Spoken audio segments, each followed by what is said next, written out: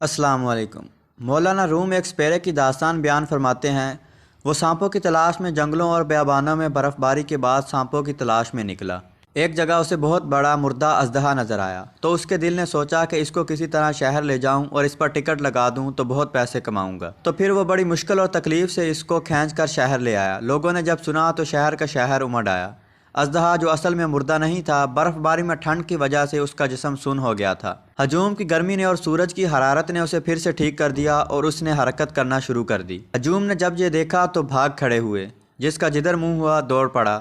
سپیرا جو اژدہے کے پاس کھڑا تھا، اس نے جیسے ہی بھاگنے کی کوشش کی تو اژدہے نے منہ کھولا اور سپیرے کو نگل لیا۔ قریب ہی ایک بڑی عمارت میں بل کھا کر یوں زور لگایا کہ سپیرے کی ہڈیاں بھی سرما بن گئیں۔ مولانا روم یہ واقعہ سنا کے یوں فرماتے ہیں کہ ہمارا نفس بھی ایک اژدہے ہی کی طرح ہے۔ اسے کبھی مردہ تصور نہیں کرنا، وسائل نہ ہونے کی بنا پر یہ ٹھٹرا ہوا نظر آتا ہے۔